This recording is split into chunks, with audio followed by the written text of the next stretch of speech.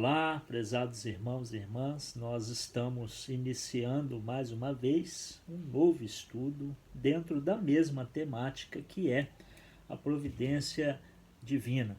Hoje nós vamos nos atentar a um texto da Palavra de Deus, especificamente o livro de Isaías, no capítulo 46. Se você puder abrir, eu vou ler então aqui no meu computador, de forma que você vai acompanhar. A ideia é você acompanhar na sua própria Bíblia, seja no celular, no iPad, no Kindle ou a Bíblia impressa, de forma que você entenda o que a palavra de Deus quer dizer acerca da divina providência a partir deste texto. Confira comigo, vamos lá. Desde o princípio, versículos 10 e 11, Isaías 46, 10 e 11.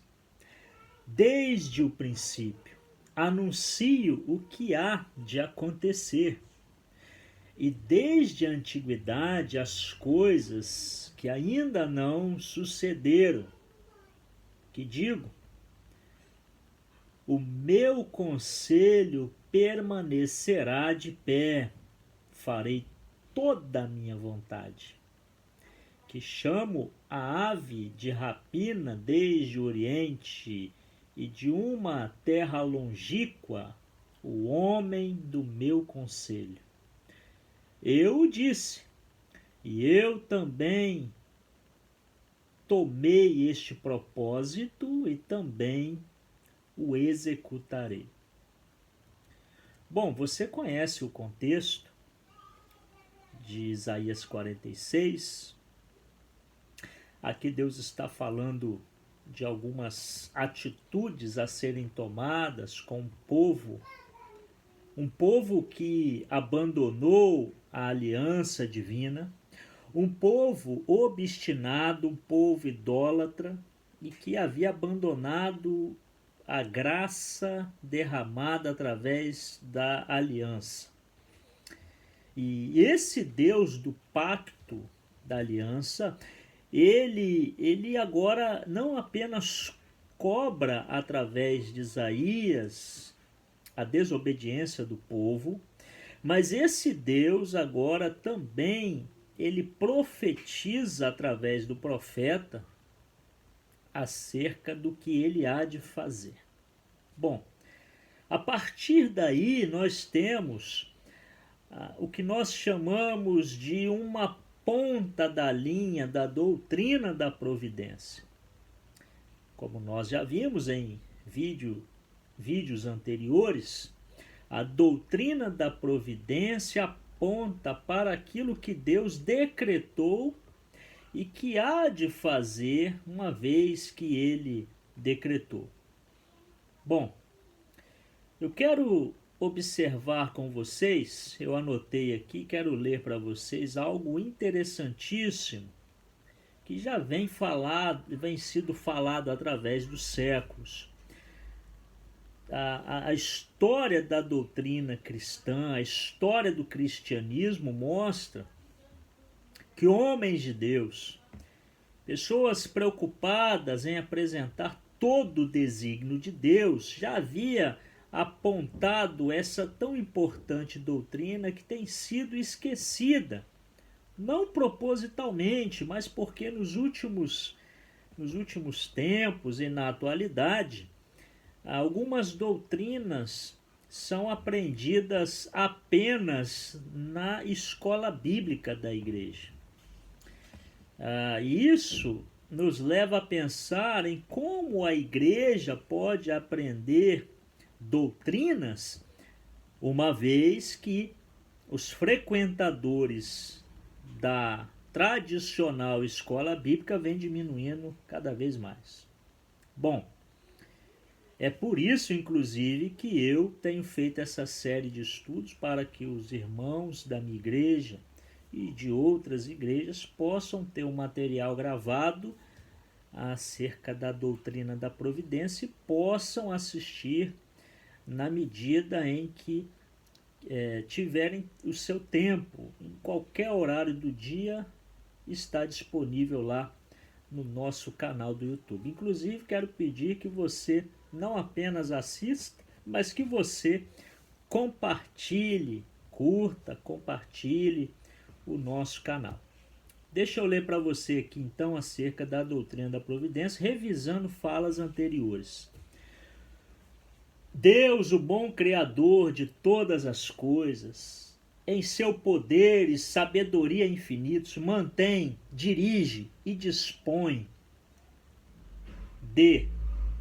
governa todas as coisas e todas as criaturas, desde as maiores até as mínimas, pela sua muito sábia e muito santa providência, para que cumpram com a finalidade para a qual foram criadas. Isso é feito de acordo com a infalível presciência de Deus e o livre conselho do próprio Deus, e sua imutável vontade soberana, para o louvor de sua glória e de sua sabedoria, seu poder, sua justiça, bondade infinita e misericórdia. Bom, a partir dessa fala, a gente precisa pensar numa coisa que você já deve ter ouvido falar, de uma teologia chamada teísmo aberto. O que é o teísmo aberto?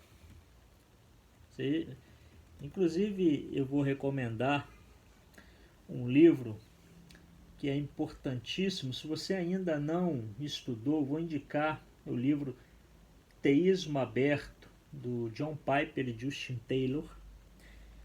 Vai aparecer aqui para você no vídeo, para que você possa um dia ler. É através do teísmo aberto que nós percebemos por onde anda o cristianismo. Eu não sei se você já parou para pensar na notoriedade do Evangelho. Como o Evangelho atingiu todas as camadas sociais. Como o Evangelho chegou em todas as partes do mundo, e quando eu digo todas as partes do mundo, estou dizendo de países, através das redes sociais, da internet. Como o Evangelho hoje alcançou, e eu digo o Evangelho no contexto do protestantismo, como ele chegou onde ele está agora. Segundo o IBGE, o Brasil tem aumentado cada vez mais o número de evangélicos, igrejas. Provavelmente no bairro onde você mora, há muitas igrejas, cada uma falando uma doutrina diferente, apesar de utilizar a mesma Bíblia. Bom, isso se dá pelo fato de que a palavra de Deus, que é nossa regra de fé e prática, como diz a Confissão Batista, ela tem sido deixada de lado ou interpretada à revelia, através da crítica textual, da crítica das fontes, da crítica do texto em si. A partir do pensamento, principalmente de pensadores como Humberto Eco, pensadores como Mikhail Bakhtin, ou até mesmo Ruglen Habermas e outros, a gente percebe uma desconstrução do texto bíblico. Por que isso? Porque o texto passa a perder a primazia, o autor passa a perder a primazia, e em contrapartida, o leitor, ele toma as rédeas do discurso. E isso é preocupante. E aí eu posso olhar para o texto e colocar as minhas impressões e falar, essa é a verdade. Eu posso olhar para o texto, colocar as minhas ideologias, olhar com as lentes daquilo que eu acredito ser o correto e passar a olhar as escrituras independente da doutrina, da inspiração, da inerrância e por aí vai. Então, quando nós falamos no texto de Isaías que aquilo que ele propôs, ele fará, de acordo com a sua divina providência, como diz a versão que eu acabei de ler, tomei este propósito, diz a palavra em Isaías 46:11, tomei este propósito, também o executarei. Ou seja, aquilo que Deus decretou, ele executou. Só é possível entender isso a partir da doutrina da providência, abandonando os pressupostos não só do teísmo aberto, mas de outros teísmos, que tem uma contrapartida no existencialismo francês.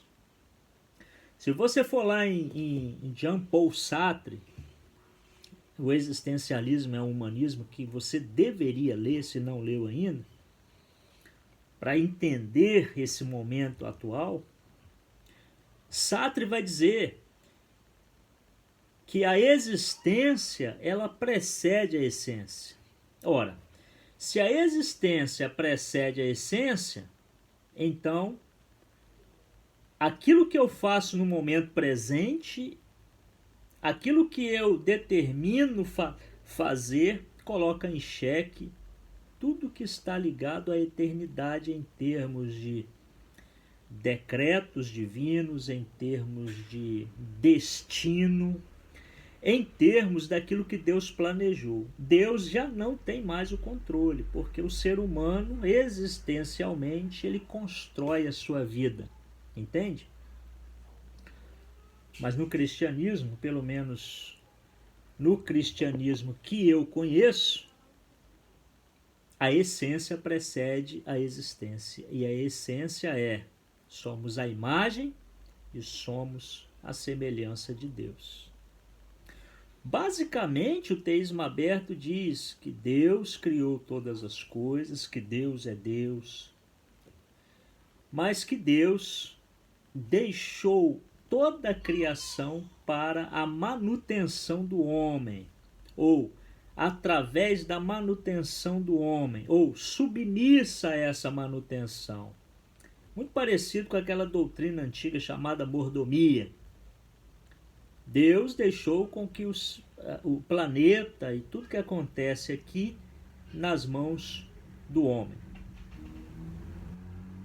O teísmo aberto tenta encontrar lugar entre o que nós chamamos de teísmo clássico e a teologia do processo.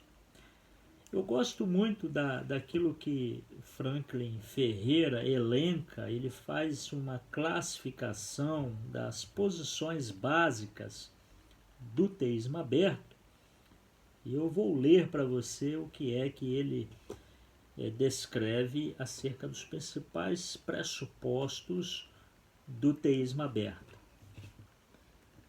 Ele diz: o teísmo aberto pode ser resumido em 4 proposições. Primeiro, conhecimento que Deus tem de todas as coisas não é estabelecido na eternidade. Segundo, sua presciência não é exaustiva, porque ele se limita ou se autolimita. Terceiro, O seu relacionamento providencial com o mundo não é meticuloso. Quarto, o futuro não está totalmente seguro. Então, esse é uma tentativa de encontrar uma posição mediana entre o teísmo clássico e a teologia do processo. Quando olhamos para Isaías 46, versículo 10 e 11, nós precisamos prestar atenção em dois verbos. O primeiro verbo é o verbo mereshit, que é diferente de bereshit. Bereshit, lá em Gênesis 1, versículo 1, é em princípio. Aqui em Jeremias 46, 10, o mesmo verbo aparece, só que com um sufixo, mereshit, que significa, traduzindo de forma bem tosca, desde o princípio.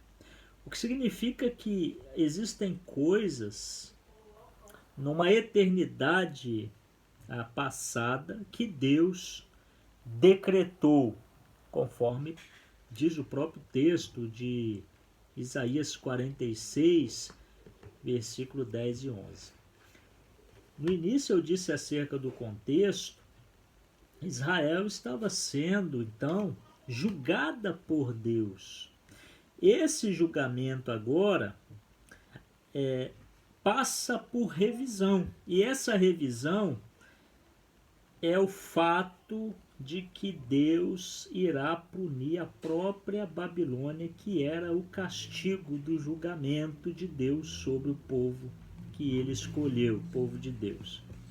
Então nós temos aqui, nesses versículos, né, quando Isaías vai falando, por exemplo, no versículo de número 8, antes desses versículos que estamos tratando, ele pede: lembrai-vos desde antes, lembrai-vos das coisas passadas, diz o versículo 9, e aí repete uma fórmula que é uma fórmula bem comum no Pentateuco. Eu sou Deus, não há outro Deus. Eu sou Deus, não há outro semelhante a mim. Versículo 10. Desde o início, desde o princípio, anuncio o que há de acontecer, e desde a antiguidade as coisas que ainda não sucederam. Então veja bem, esse verbo mereshit, que é traduzido aqui por desde o princípio, é um verbo que aponta para a antiguidade da vontade de Deus, que começa inclusive na eternidade. Na eternidade. Veja que a raiz do verbo reshit é a mesma utilizada antes de existir tudo. Está lá no capítulo 1, versículo 1 de Gênesis. Depois, no capítulo 46 ainda, no versículo 11, nós temos a expressão hebraica ezená. Essa expressão hebraica ezená é um outro verbo importante. Esse verbo que aparece aqui no cal perfeito, na terceira pessoa do singular, é um verbo para a expressão traduzida em muitas Bíblias por executar. A raiz dela é a raiz hebraica azar. E essa palavra azar, esse verbo azar, traduzido por executou, fez, realizou. Aqui executou. Esse verbo, ele é perfeito, ou seja, Deus está dizendo que aquilo que ele fará com Babilônia, no contexto da punição de Israel, o que ele fará com a Babilônia, nada mais é do que a ação realizada no presente do povo de Deus, olha só, hein? Mas que é aquilo que ele decretou na eternidade. Entendeu? Por isso eu quero um outro livro que eu indico, se você puder ler. É um livro de fácil leitura, apesar da profundidade.